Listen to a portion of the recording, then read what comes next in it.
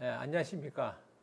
이번에 그 에너지스쿨 이번 주 강의를 맡게 된 전력거래소 이사장 조영탁입니다. 이 코로나로 인해 가지고 여러분들 직접 얼굴을 보면서 강의하지 못한 것을 굉장히 좀 아쉽게 생각을 합니다. 하지만 이렇게 화면을 통해서라도 여러분들을 만나게 돼서 굉장히 반갑습니다. 저는 원래 이 전력거래소 이사장 오기 전에 학교에 있었기 때문에 이렇게 학생들과 이렇게 강의를 통해서 만나는 것을 굉장히 좀 개인적으로 오래간만이기도 하지만 또 반갑기도 합니다.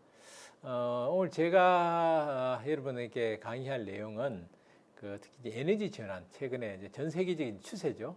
그 에너지 전환에 따라서 우리 특히 전력거래소가 맡고 있는 세 가지 임무가 있습니다.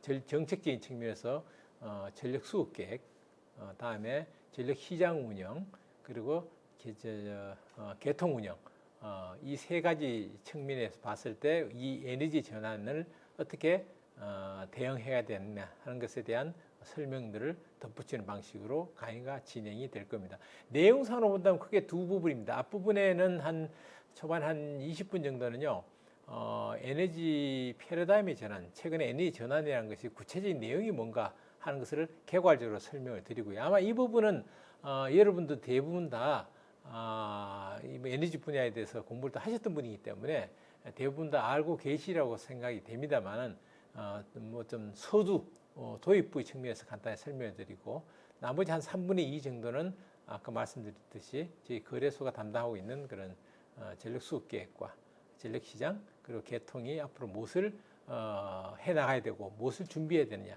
하는 것에 대한 내용으로 진행을 하겠습니다. 먼저 여러분들 유인물 보시면 아시겠지만은 첫 번째로 이제 에너지 패러다임의 전환, 이 도대체 뭔지, 그리고 에너지 패러다임 전환의 내용이 구체적인 내용을 갖다 좀 설명하는 방식으로 하겠습니다. 개괄적으로 얘기를 하자면은 한마디로 에너지 전환이라는 것은 지금 우리가 사용하고 있는 것은 주로 이제 화석연료가 많습니다. 화석연료가 아시다시피 이제 온실가스를 유발하고 여러 가지 미세먼지와 같은 그런 대기 오염 물질을 많이 발생시켜서 지구 생태계 전체는 물론 인류의 어떤 건강에도 상당히 좋지 않은 그런 영향을 주고 있습니다. 그래서 이러한 화석연료 중심의 에너지를 가능한 저탄소, 친환경적인 에너지로 바꾼다 하는 것이 이제 가장 첫 번째 내용이 될 거고요. 이것과 아울러서 공급 측면에서 보면 이제 에너지 공급을 저탄소 중심으로 간다 하는 것이 이제 핵심이지만은, 이것과 아울러서 사실은 에너지 저탄소화에 있어서 가장 기본적인 전제는 에너지 소비를 줄이는 것이죠.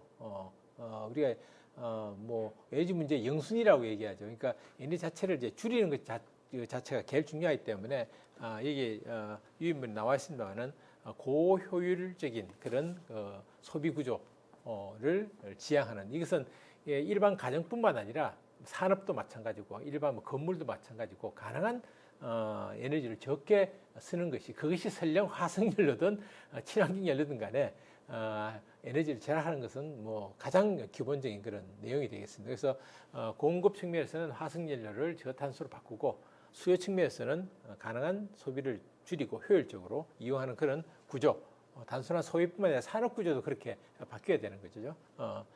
그 수요와 공급 측면에서의 어떤 두 가지, 금방 제가 말씀을 드렸는데, 그 두 가지에 국한되는 것이 아니라 그것을 둘러싸고 있는 여러 가지 에너지 관련 산업들이 있습니다.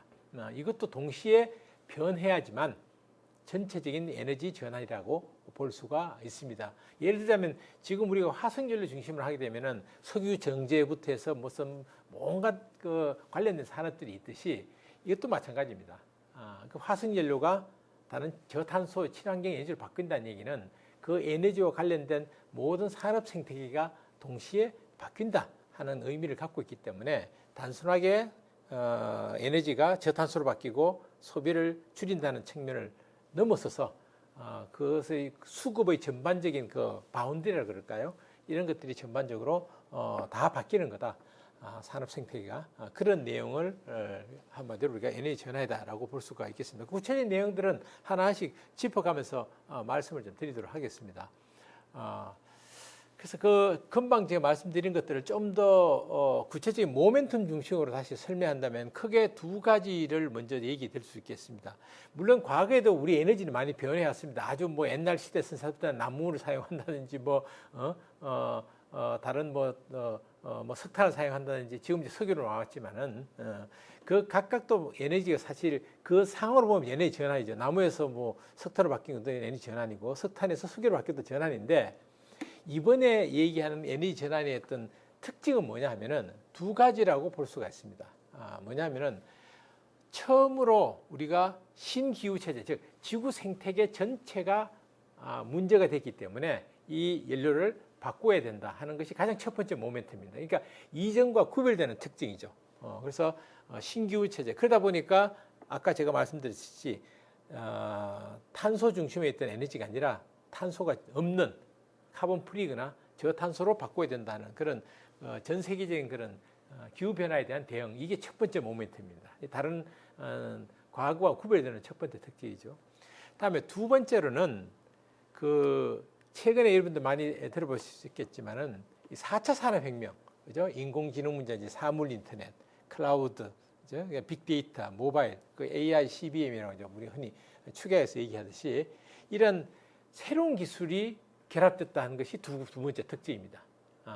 이 두 가지가 이 에너지 전환을 밑바탕에서 움직이는 가장 큰 동력이라고 볼 수가 있겠습니다.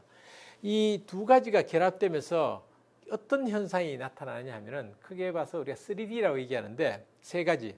일단 디지털화되고, 다음에 분산화되고, 다음에 저탄소화된다 하는 세 가지로 그 특징들이 표면으로 드러나는데요. 그 한 가지 예를 들자면은 디지털화 된다는 것은 어떤 차이가 있냐면, 예를 들자면 이런 얘기입니다.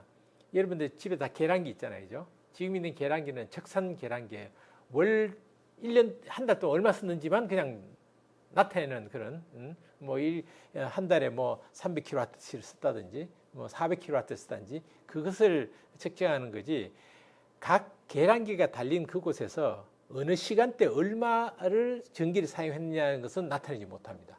근데 최근에 디지털 기술이 들어오면서 이게 스마트 미터가 되면은 어떤 계량기가 달려 있는 그 장소에서 몇 시에 어느 정도의 전기를 쓰고 하는 것들이 다 측정이 가능하고 또 실시간으로 볼 수 있는 그런 상황이 바뀌게 된 거죠. 그죠? 근데 이게 디지털화의 가장 중요한 특징이죠. 그게 왜 의미를 갖고 있냐면, 뒤에 가서 설명하겠습니다만은 수요 관리라는 것을 갖다 할 수가 있던 거죠. 지금 이 장소에서 전기를 너무 많이 쓴다, 적게 쓴다 하는 것을 알 수 있기 때문에 그것을 조절해서 수요를 보다 효율적으로 만들 수 있는 그런 것이 기술적으로 가능해야 되는 것이 디지털화입니다. 반대로 소비뿐만 아니라 발전도 마찬가지입니다.